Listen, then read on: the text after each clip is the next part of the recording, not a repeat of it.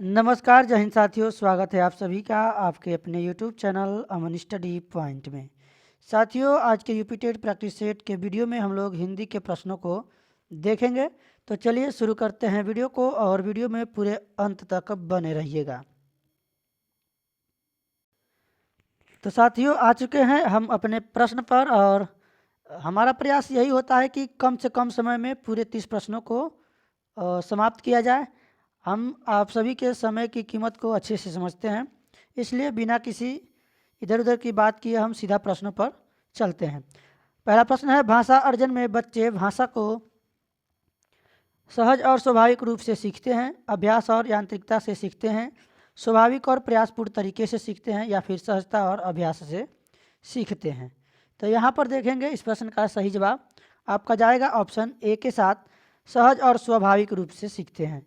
चलेंगे अगले प्रश्न की ओर और आप लोग अपना जो है स्कोर वीडियो के अंत में ज़रूर बताइएगा कि इन 30 प्रश्नों में आपने कितने प्रश्नों के सही जवाब दिए हैं। आप चाहें तो प्रश्न देखकर कमेंट बॉक्स में भी अपना आंसर दे सकते हैं और प्रश्न का नंबर जरूर डालिएगा। अगला प्रश्न है, शेर हिंसक जानवर है, रेखांकित शब्द की कौन सी संज्ञा है। तो यहाँ पर देखेंगे शेर के बारे में पूछा गया है, कौन सा संज्ञा है, जातिवाचक संज्ञा है, व्यक्तिवाचक संज्ञा है, भाववाचक संज्ञा है या फिर द्रव्य। द्रव्य नहीं होगा कि ये कोई मटेरियल कोई धातु से नहीं बना है शेर। भाववाचक भी नहीं होगा, इसमें भाववाचक संज्ञा यहाँ पर ये भी नहीं होगा।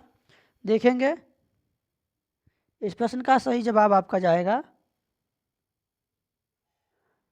ए के साथ। ये एक जाति का बोध कर रहा है, यानी जिस संज्ञा शब्द से किसी जाति का बोध होता है उसे हम जातिवाचक संज्ञा कहते हैं। जैसे लड़का हो गया, लड़की हो गई, ये जातिवाचक संज्ञा है। अब लड़की में किसी का नाम रख दीजिए, सीता, गीता, शीला, ये व्यक्तिवाचक संज्ञा हो गया। तो ऑप्शन ए के साथ हमारा यहाँ पर आंसर होगा। चलेंगे अगले प्रश्न पर। हिंदी भाषा शिक्षक के रूप में आप किसे अधिक महत्वपूर्ण मानते हैं। ऑप्शन है आप सभी के स्क्रीन पर, इस प्रश्न का जवाब देंगे। तो साथियों, इस प्रश्न का सही जवाब होगा आपका, कहा गया हिंदी भाषा के शिक्षक के रूप में आप किसे सबसे अधिक महत्वपूर्ण मानते हैं, यानी प्रश्न सकारात्मक है, ऑप्शन भी सकारात्मक होगा। बच्चों को विभिन्न संदर्भों में भाषा का प्रयोग सिखाना, बी के साथ आंसर लगाएंगे। चलेंगे अगले प्रश्न की ओर। हिंदी भाषा की बारीकी को सही रूप से समझने की क्षमता का विकास करने के लिए आप क्या करेंगे। ऑप्शन है आप सभी के स्क्रीन पर, कमेंट बॉक्स में आप लोग आंसर देंगे तो अच्छा रहेगा, ताकि पता चलेगा कि कितना आप लोग सही लगा रहे हैं। तो इस प्रश्न का सही जवाब जाएगा ऑप्शन ए के साथ, हिंदी भाषा के विभिन्न प्रयासों प्रयोगों से प्रयुक्त युक्त सामग्री उपलब्ध कराना, अवसर देना, प्रोत्साहित करना, ये सभी सकारात्मक ऑप्शन होते हैं। ऐसे ऑप्शन ज़्यादा हमारे सही होते हैं। अगला प्रश्न है, हथेली शब्द का लिंग क्या है। ऑप्शन है आप सभी के स्क्रीन पर, हथेली शब्द जो है यह एक स्त्रीलिंग शब्द है, ए के साथ आंसर जाएगा। अगला प्रश्न है, देखेंगे कवि शब्द का बहुवचन क्या है। ऑप्शन है आप सभी के स्क्रीन पर। तो कवि का जो है यहाँ पर सही आपका आंसर जाएगा ए के साथ, कवियों। अगला प्रश्न है, देखेंगे आप सभी के स्क्रीन पर, निम्न में से किस विभक्ति चिन्ह का प्रयोग कर्म कारक में होता है। तो चलिए थोड़ा सा हम इसको देख लेते हैं। कारक से प्रश्न पूछा गया है, तो कर्ता ने, कर्ता का कारक चिन्ह है ने, कर्म का कारक चिन्ह है को, करण का कारक चिन्ह है से। तो यहाँ पर पूछा गया है कर्ता ने कर्म को, तो ऑप्शन ए में आपका को है, ए के साथ आंसर जाएगा। संप्रदान का कारण चिन्ह होता है के लिए, ये आप लोग एक बार अच्छे से पढ़ लीजिएगा या फिर हम एक वीडियो इस पर बना देंगे। अगला प्रश्न है, निम्न में से कौन सा शब्द प्रश्नवाचक सर्वनाम का उदाहरण है। ऑप्शन है आप सभी के स्क्रीन पर, देखेंगे यहाँ पर प्रश्नवाचक सर्वनाम का उदाहरण है।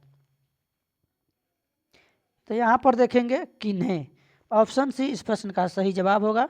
चलेंगे अगले प्रश्न की ओर, यह एक प्रश्नवाचक सर्वनाम है। अगला प्रश्न है, देखेंगे विशेषण की कितनी अवस्थाएं मानी जाती हैं। तो ऑप्शन है आप सभी के स्क्रीन पर, विशेषण की 3 अवस्थाएं मानी जाती हैं।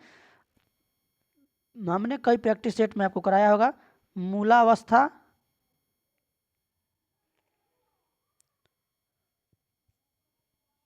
उत्तरावस्था और एक होता है आपका उत्तमावस्था। उत्तमावस्था, ये 3 अवस्थाएं होती हैं। तो ऑप्शन बी हमारा इस प्रश्न का सही जवाब होगा। बी के साथ आंसर लगाएंगे। अगला प्रश्न है, निम्न में से किस विकल्प में प्रेरणार्थक क्रिया है? तो देखेंगे इस प्रश्न का सही जवाब क्या होगा। तो यहाँ पर देखेंगे, राधा ने राम से पत्र लिखवाया, यहाँ पर प्रेरणार्थक क्रिया है।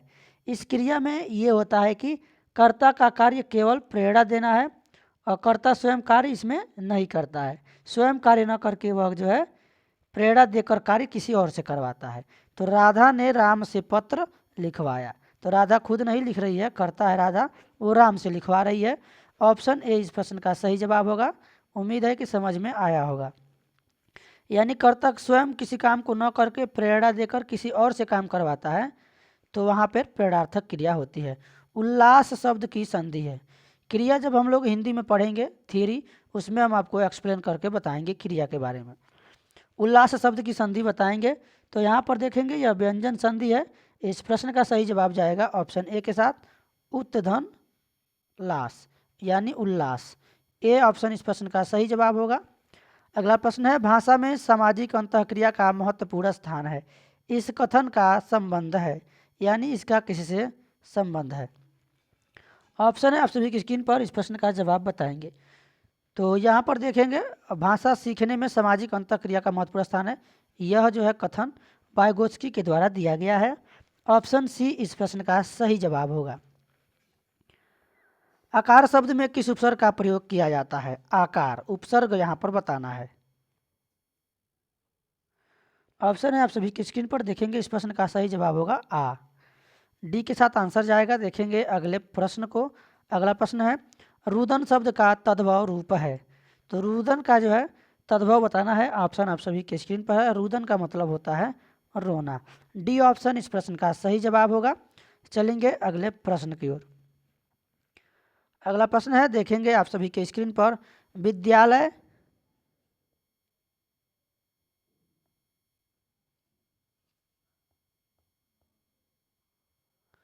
विद्यालय में चोरी करते हुए पकड़े गए हो, तुम्हें तो झक मारना चाहिए, चिराग तले अंधेरा, घर में गंगा बहाना, चुल्लू भर पानी में डूब मरना चाहिए। तो यहाँ पर जो है ऑप्शन कहाँ कौन सा सही होगा बताएंगे। ऑप्शन डी इस प्रश्न का सही जवाब होगा, यानी चुल्लू भर पानी में डूब मरना चाहिए। चलेंगे अगले प्रश्न पर। दी गई कविता की पंक्तियों को पढ़कर पूछे गए प्रश्नों को सबसे उचित उत्तर वाले विकल्प चुनिए। ऑप्शन है, देखेंगे, चमकीली है सुबह आज की आसमान में, निश्चय कल की सुबह और चमकीली होगी, बेचैनी की बाहों में कल फूल खिलेंगे, घुटन गमकती सांसों की आवाज़ सुनेगी, कुंठाओं की टहनी छिन भिन होगी फिर, आशा पहने हाथों में अब कुसुम चुनेगी, चटकीली है आज चहकती हुई चांदनी, कल चंदा की किरण और चटकीली होगी, खुल जाएंगे। अब सबके दिल की दरवाजे आंखें और आंखों की पहचान सकेंगी। यहाँ पर ये आपका पद्यांश है, देखेंगे इसको पढ़कर आंसर देना है। काव्यांश में चमकीली सुबह का क्या आशय है? ऑप्शन है आप सभी के स्क्रीन पर, इसका आशय है चमकीली सुबह यानी अंधकार समाप्त होगा और एक आशा भरी सुबह की शुरुआत होगी। तो ए के साथ आंसर जाएगा। चलेंगे अगले प्रश्न पर। कवि को विश्वास है कि, यानी कवि को क्या विश्वास है? ऑप्शन देखेंगे, सुबह का समय सदा सुहाना होता है, कल की सुबह आज से अच्छी होगी, यानी जो आज जो अंधेरा है कल जो है एक नई चमकीली सुबह के साथ नया सवेरा होगा, यानी कल की सुबह आज से अच्छी होगी। बी के साथ आंसर लगाएंगे। अगला प्रश्न है, कुंठाओं की टहनी छिन्न भिन्न होगी से तात्पर्य है। ऑप्शन है आप सभी के स्क्रीन पर, देखेंगे इस प्रश्न का सही जवाब क्या होगा।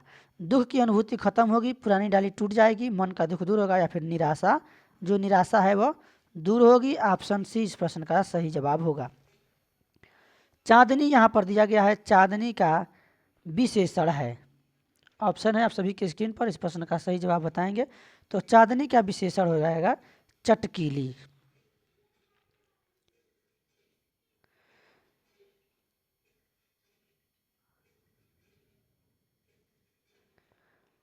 चलेंगे अगले प्रश्न की ओर। यहाँ पर देखेंगे जो कल चंदा की किरण और चटकीली होगी, यानी ये जो चटकीली है ये चंदा की विशेषता बता रहा है, यही इसका विशेषण होगा। आप लोग जब पूरा पदांश सही से पढ़ेंगे तो आप आंसर लगा पाएंगे, नहीं तो आप थोड़ा सा इसमें कंफ्यूज हो सकते हैं।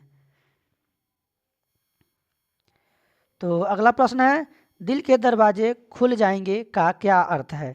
ऑप्शन है आप सभी के स्क्रीन पर, यानी कि यहाँ पर जो है दिल के दरवाजे खुल जाने का अर्थ है दिलों में सबके प्रति मित्रता होगी, यानी एक दूसरे के लिए सबके दिल के दरवाजे खुल जाएंगे।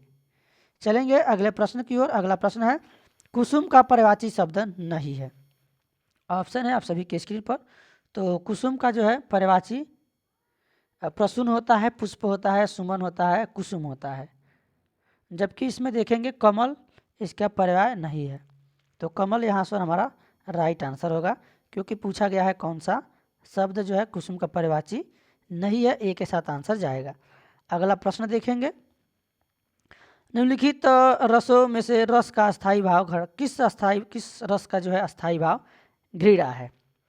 ऑप्शन है आप सभी के स्क्रीन पर, और इस प्रश्न का सही जवाब देखेंगे। तो इस प्रश्न का सही जवाब होगा घृणा। जो है विभत्स रस का स्थायी भाव होता है घृणा। ऑप्शन बी इस प्रश्न का सही जवाब हो जाएगा। चलेंगे अगले प्रश्न की ओर। अगला प्रश्न है, निम्नलिखित पंक्तियों में से पुनरुक्ति प्रकाश अलंकार का उदाहरण छांटिए। अब यहाँ पे उदाहरण को पढ़ के बताना है कौन सा पुनरुक्ति प्रकाश अलंकार है। ऑप्शन है आप सभी के स्क्रीन पर, और इस प्रश्न का जो सही जवाब जाएगा आपका ऑप्शन सी, मधुर मधुर मेरे दीपक जल युग युग प्रतिदिन प्रतिक्षण प्रतिपल। अगला प्रश्न है, बाल साहित्य कैसा होना चाहिए? ऑप्शन है आप सभी के स्क्रीन पर। इस प्रश्न का जवाब आप लोग बताएंगे। तो साथियों इस प्रश्न का सही जवाब होगा ज्ञानवर्धक होना चाहिए, जिससे कुछ ना कुछ ज्ञान मिले, सीख मिले। तो बी ऑप्शन के साथ आंसर लगाएंगे। अगला प्रश्न है, अखरोट शब्द का तत्सम रूप है। तो अखरोट शब्द यहाँ पर है, ऑप्शन है आप सभी के स्क्रीन पर, और इस प्रश्न का जो सही जवाब होगा अछोट। इसका तत्सम रूप पूछा गया है, अछोट होगा। अखरोट क्या है? तद्भव शब्द है। तो तत्सम तद्भव से आपके प्रश्न परीक्षा में बहुत बार पूछे गए हैं। लिंग से भी प्रश्न पूछे गए हैं, वचन से भी पूछे गए हैं। लाघव शब्द का विपरार्थी या फिर विपरीतार्थक शब्द है। ऑप्शन है आप सभी के स्क्रीन पर। तो इस प्रश्न का सही जवाब जाएगा विस्तार। जनार्दन किसका पर्यायवाची है? ऑप्शन है आप सभी की स्क्रीन पर। जनार्दन जो शब्द है यह विष्णु का पर्यायवाची है, और इनके जो है जो विष्णु जी हैं, जनार्दन जो इसका पर्यायवाची है, इसके और भी पर्यायवाची हैं, आप लोग इसको याद रखेंगे या फिर नोट कर लेंगे। इनको नारायण भी कहा जाता है, नारायण,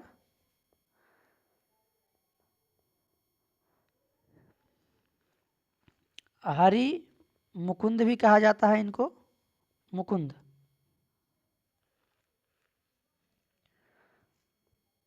इनको गोविंद भी कहा जाता है, चतुर्भुज भी कहा जाता है, चतुर्भुज। ये इनके पर्यायवाची हैं। और भी हैं, चक्रपाणी भी है, श्रीपति भी है। तो ऐसे प्रश्न आपके पूछे जा सकते हैं। तो जनार्दन का पर्यायवाची यहाँ पर विष्णु होगा, सी के साथ आंसर लगाएंगे। वह कौन सा शब्द है जो प्रायः बहुवचन में प्रयुक्त होता है, यानी जो हमेशा बहुवचन में प्रयोग होता है? ऑप्शन है आप सभी की स्क्रीन पर। प्राण जो शब्द है वह हमेशा बहुवचन में प्रयुक्त होता है।